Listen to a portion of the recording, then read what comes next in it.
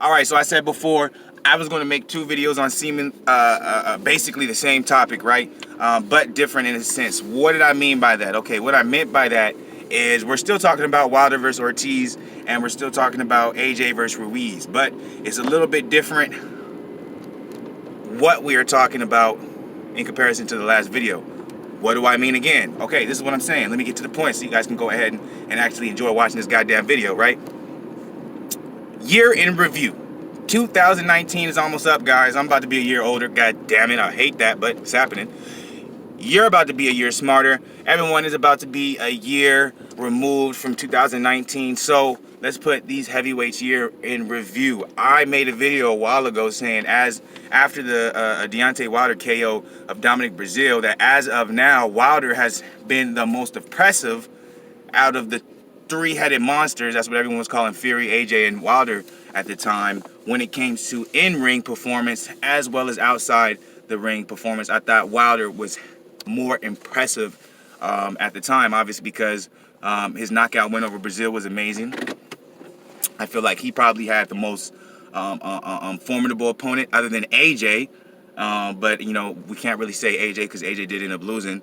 And obviously Tyson Fury, everyone's been questioning the opponent, a skill level he's been fighting. So at that time, I said Wilder was, in my opinion, at the top of the top when it came to those three top heavyweights. Well, obviously we have to kind of throw Andy Ruiz in there after shocking the world against AJ. So AJ is probably neck and neck with Wilder. The only reason I don't say Andy Ruiz is over Wilder when it comes to how impressive his year is, even though it was one of the biggest upsets in boxing history, it's just because Wilder's been at the top. So I don't think someone who just got into that area can knock off someone who's been at the top. So that's why I still put Wilder up there. But we have one more fight happening from both of the two guys. Well, let's say the three guys that are at that in that three-headed ring, kind of four-headed because we're adding Ruiz. Fury is done. Fury is probably not going to fight again this year.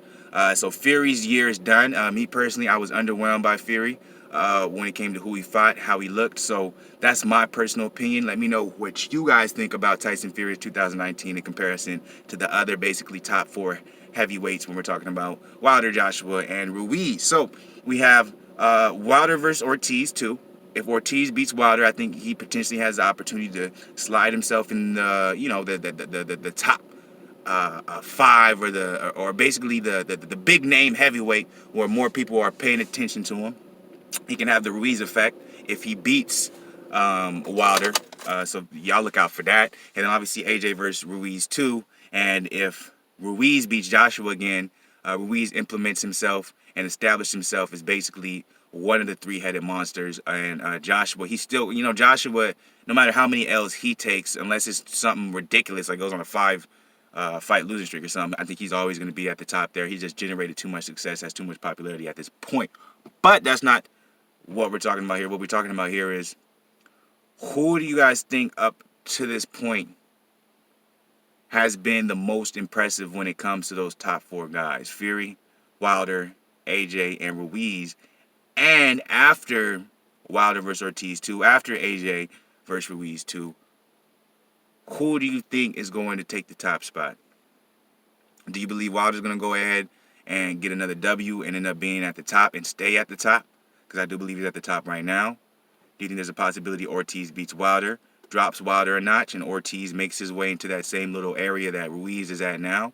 Do you think Ruiz beats Joshua and establishes himself as basically the guy next to Wilder is the next coming, you know what I'm saying, takes his AJ spot? Or does AJ reclaim his throne? Because I do think if AJ beats Ruiz, even though he lost earlier this year, I think AJ ends up being that top guy again if he could beat Ruiz. I really do think that. So I want to know what you guys think. As of now, what are we in, November? So as of now, November 2019, out of those four guys, those top heavyweights, who do you think has been rightfully so the best, and who, you know, who deserves the status of, you know, saying I'm the king of the heavyweight division? And after these two fights, who do you think will be the one still standing? Let me know y'all opinion on it. I want to know. BLAKGOOSETV family, y'all stay up.